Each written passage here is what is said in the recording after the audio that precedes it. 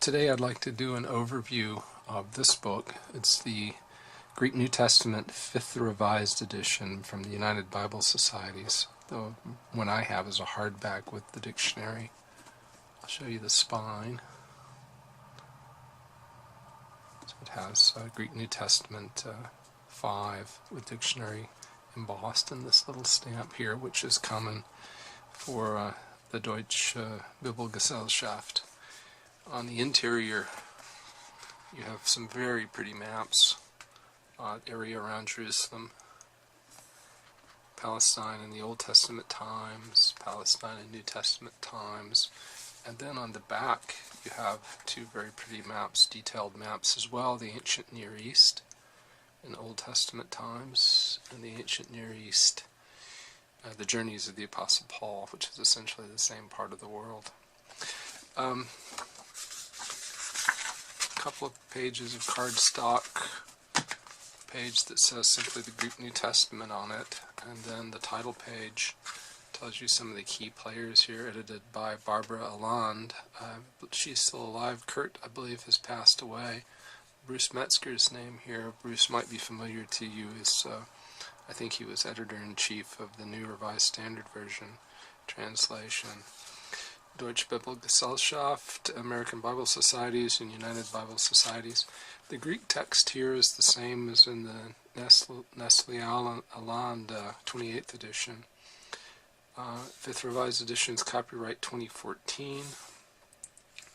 And this tells you ISBNs, but the ISBN for the one we're looking at was attached to the plastic cover, and here it is. So I'll let you pause and look at that if you want to purchase it. Table of contents. Everything here in the preface area is enumerated by Romanettes, so it's lowercase Roman numerals. We won't really look at these prefaces. The introductions, 1 through 63, are all asterisked pages, and they tell us about the 5th edition itself, the Greek text, the textual apparatus. And you may be asking, what is an apparatus? I'll show you that.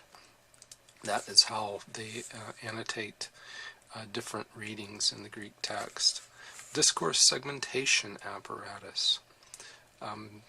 That is, it essentially shows you how different translations have broken up the text into sections, paragraphs, etc. And cross-reference system, so they do include cross-references here. A master list of symbols and abbreviations. If you decide you want to buy this and use it, you will need to become familiar with that list. Next page of the table of contents is the contents of the New Testament itself. So you start here with Matthew, you end with the Apocalypse of John, which begins on page 805. After that, there's an index of quotations. The quotations of the Old Testament in the New Testament are provided to you either in the order in which they appear in the Old Testament or the order they appear in the New Testament. There's also an index of allusions and verbal parallels.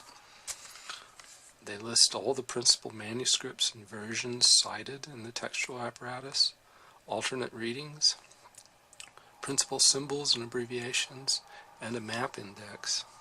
So the basic idea here is that the Greek New Testament is somewhere in the collection of manuscripts that we find, and that the autographs are probably best represented by the earliest Greek. And this is an attempt to try to get at what that earliest Greek looked like. It's not actually science, it's more of a reasoned approach, but it doesn't employ the scientific method. The Greek New Testament I have includes a Greek dictionary. A Greek dictionary is useful. It's not quite as useful as an English dictionary is to an English-speaking person, because Greek language is highly inflected, so that verbs change form with tense, voice, mood, number. Nouns change form with case and number. But you have a Greek New Testament. this edition. After that, this is something that's new for the 5th edition of the Greek New Testament, sampling of some Greek New Testament words that share similar meanings. So here they show us that telos and pleres are similar in meaning. And after that we come to the end. The book came in this partial jacket, which simply tells you it's the 5th edition. This is the one that translators tend to use. It differs from the Nestle Aland 28th edition, not in the Greek text, but in the apparatus. The Nestle Aland 28th edition gives you more variations, but tells you less about the sources, the manuscripts that give those variations. The UBS 5 gives you fewer variations and tells you more, lists more sources for the different readings. New in this edition, they have 11 new papyri, 117 through 127. Alternative readings to the UBS text used by modern Bible versions are now listed. They've thoroughly revised the discourse segmentation apparatus. And just to remind you, that's where they tell you how the different translations break the text up, organize the text. The Catholic epistles now incorporate the Editio Critica Maior, most recent scholarship to establish the Greek text. And I don't really understand what's going on here very well, but they seem to have come up with some sort of a method to assess which manuscripts come from which. Let's say which were copied from which earlier ones, in order to help to use that information to help determine what the original Greek read. So we'll stop here for now, and then we'll go into the Greek New Testament in more detail. What I'd like to do now is just talk about how to use the UBS 5th edition. The page is divided into the Greek text, which they believe best represents the original, the autographs, followed by the critical apparatus, also called sometimes the textual apparatus. This is the segmentation apparatus, which I think we mentioned. This is how translators break the text into sections and paragraphs, and then below that are the references. We're going to zoom in here in a moment on the textual apparatus, and we're going to be looking at this one passage, which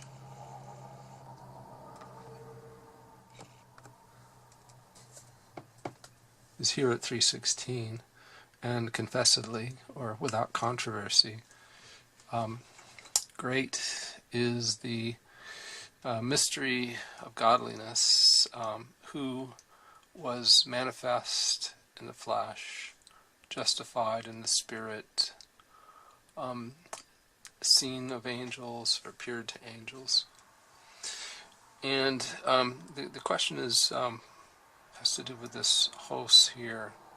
The B out in front of it refers down to the textual segmentation apparatus. The 2 here sends you down to the critical apparatus, the textual apparatus. And so the way to read this is that in verse 16, the reading hos, which is in the text, is, they believe, metaphysically certain. That's what an A means. A B means that they're very certain. A C means they could be wrong. And they rarely use a D. D means it's very iffy. In the 5th edition, they've introduced a new symbol, which indicates they couldn't decide. But you don't see that new symbol here. We may or may not talk about it later. And after hos, you see all these symbols. And what do those symbols mean? Well, fortunately, they've given you a cheat sheet. This is an insert into the Greek New Testament. And all this information in the cheat sheet is also earlier in the Greek New Testament in the introductory material. They identify the sources. So Papyrus 1, these are all papyri here. Papyrus 1 has the Gospels in it. E means Gospels, and it dates back to the 3rd century. After the papyri, you have the majuscules. Those are the uncial manuscripts, and here you see the Hebrew letter Aleph. Aleph is also known as 01, and it has the Gospels, Acts, the Catholic epistles, that's James, Jude, 1st and 2nd Peter, 1st, 2nd, 3rd John, the Pauline epistles, and Revelation, and it dates to the 4th century. A is Alexandrinus. That's the one that was given, I think, to Charles I in the 1620s, so it's in London. B is Vaticanus. It's in the Vatican Library. Aleph Sinaiticus was the one discovered by Tischendorf in St. Catherine's Monastery. After the majuscules, which there are a lot of, we come to minuscules. Those are all here listed, and then lectionaries. These are gospel and epistle readings from the Greek Church. Then we come to versions. Version in this context does mean a translation. So here are translations into Latin that were made before the Vulgate. If you remember, Jerome was commissioned to try to make sense of all the different Latin translations that were floating about the Roman Empire. That's how we got the Latin Vulgate. VG is the symbol for Vulgate. They also reference Syriac sources, Coptic sources, Armenian sources, Georgian sources, and Ethiopic sources. And then there are all manner of symbols here. To keep all this straight and understand it all, it really is helpful to have the cheat sheet. And I mentioned I may or may not mention the symbol, the new symbol. Here's the new symbol in the 5th edition that did not appear in the 4th. This is the symbol that means that they couldn't decide. In the 5th edition, that only appears in the Catholic epistles. So with that digression out of the way, we'll look at this here, and we'll see that the reading that they believe is 100% certain is hos, and that is who. So who was manifest. And these are the uncials that back it up, the majuscules that back it up. The original reading, that's what the asterisk means, the original reading of Sinaiticus, the original reading of Alexandrinus, other sources here, and then the Ethiopic origin in Latin. These are various early Christian writers. And then the double slash symbol here means that comes to the end of the attestations for the hos. So if you look in your modern translation that's based on this critical edition, you may see he there. I think the New American Standard just leaves you with he without a note to tell you that it actually means who. The English Standard Version does give you a note. It says it's using he here because that translates better into English. But if you look down here at the footnote 5, they will tell you that honestly, actually, the Greek says who, and that some manuscripts read God and others which. Well, we'll see that they're right about that here in a moment. So what's the next reading after the double slash? It's which.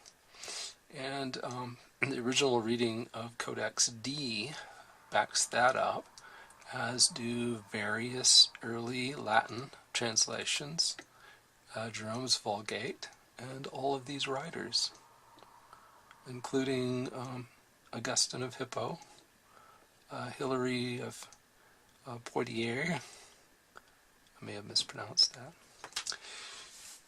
And since it's in the Vulgate, you would expect to see that in the Douay Rheims translation, the which translation, the Greek article ha, and evidently great is the mystery of godliness, which was manifested in the flesh. So let's move to the third reading. After the double lines again, we come to theos. which is God. God was manifest in the flesh, and that is the reading of the second corrector of Sinaiticus, the final corrector of Alexandrinus, the second corrector of Codex C, the second corrector of Codex D, the original reading of Psi, and I think Psi is like a 9th century Greek manuscript. And it goes on. This is also the reading in the Byzantine text. The Byzantine text is sometimes also known as the majority text. And I have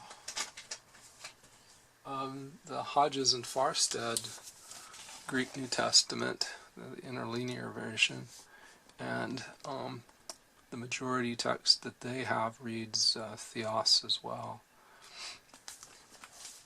Theos is what you'll find in the Textus Receptus.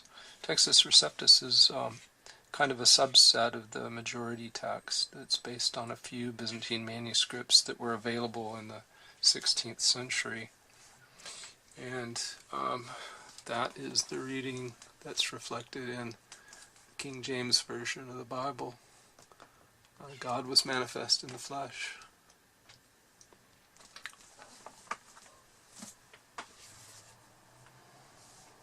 So I hope you get the sense that this is not something that you can just sit down and read. If you work with this for hours and hours, I'm sure you get fairly quick at understanding all the terminology here and all the symbols that are being used. But for me, it's rather slow going. I have to constantly refer back to my cheat sheet and to the definitions earlier in the Greek New Testament. One other thing I'd like to point out while we're here, before we move on to the next section, is although this Theos is poorly attested, there are people who back it up. The people who support the Byzantine text type, Hodges and Farstead, for instance, Robinson and Pierpont, they both have majority text Greek New Testaments that support this notion. The ecclesiastical text people like a Byzantine text, and they have their reasons.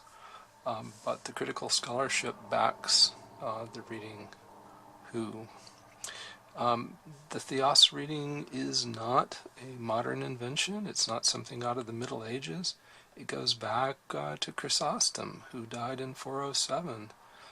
Gregory of Nyssa, who was one of the great defenders of the Trinity against the Arians in the 4th century, had that reading. So it's an ancient reading. And this is not science. What we're looking at here is a reasoned discipline based on evidence, but there's no way to test a hypothesis with experiment. For those of you who are familiar with the 4th edition, I should tell you how things have changed here in the 5th edition.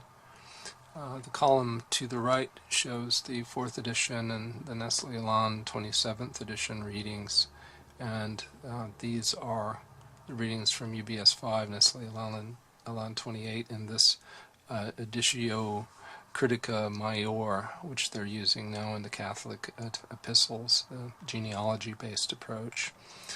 And so you can see there are just a few changes. It looks like 5 changes in James, several changes in 1 Peter, a few in 2 Peter, 1 John, 2 John. Turn the page.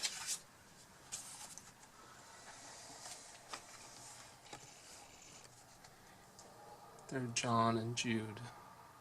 So those are the changes. Then we'd already mentioned this, but it's here in the text as well. The reading text remains unchanged in such cases, but the sign diamond follows the word or phrase in question. That is, if the ECM has a split reading, then if they can't decide, then they use the diamond. In the textual apparatus, they have made some changes as well. That 4 new passages were selected for inclusion in the apparatus. That is, in the 4th edition, these passages did not appear in the critical apparatus, and they now do. One from 1 Peter, one from 2 Peter, and one from 1 John, and one from Jude.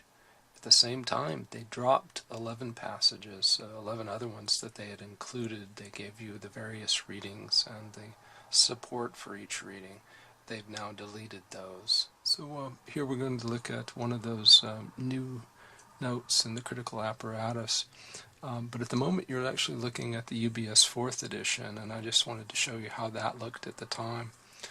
You had a note, footnote 3 at Hymetos, and one here at Hyma, and you see those down below, giving the various alternate readings for each of those sections. So you had one at Hymetos, one at this section, which ended with Hyma. In the 5th edition, we have a new one. We have the Hymetos note, the Hyma note, and then we have a new one. Here it's 3 with the diamond. And if you remember, the diamond now indicates that there is an alternate reading that's thought to be of equal value now that they're using the new method, the Editio Critica Major method. And so we'll look down here, and this is the new footnote 3, and they give the reading that's in the text here and the sources that back it up, and then other readings as well. And then you'll see one reading here which has the diamond beside it, and this diamond reading is thought to be of equal weight. It's backed up by Sinaiticus and by the Byzantine text. So that's an example of one of the new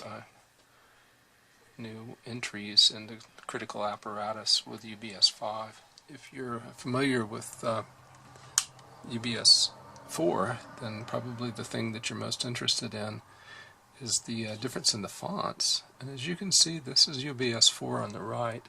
It had a somewhat larger font, and it was in oblique type. And the new UBS 5 is a standard upright perpendicular type font that's slightly smaller. I compared these to a little card that I made using the symbol font, and my measurements are that the old UBS 4 font is about 10 point, equivalent roughly to a 10 point in the symbol font, and the UBS 5 is about 9.5 points, so it's about half a point smaller in the new one. But it looks to me like, by and large, a more attractive font. Down in the apparatus, the UBS 4 had about an 8-point font there, and this looks to be about 8.5. So UBS 5 shrinks the Greek text of the New Testament and increases the font size in the apparatus by about a half a point each way. So you go from a 10.8 to a 9.5, 8.5. That again is a very rough estimate based on comparing with a symbol font. Another thing you'll notice is that we have a new theta in Parthenos here. You see the way the theta is written in sort of the standard way. And this may take some getting used to here in the UBS 5, where the theta is sort of a strange script-looking creature. Almost said critter. So here are the two UBS 4 in the bottom and UBS 5 in the top. And from a size perspective, it's essentially the same. No great difference there.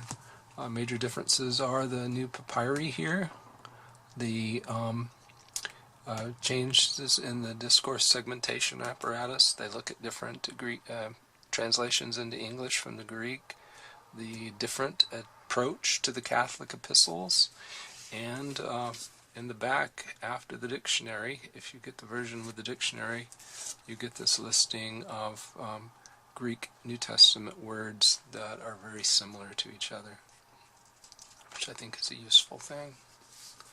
So that's it. did some searches and I couldn't find much that gave any real detail on the UBS 5. I know it's been around for a while, so this may be old news to everyone, but perhaps there are some people out there shopping that would like to know whether it's worth an investment to go from 4 to 5, and I wanted to try to give them as much information as I could.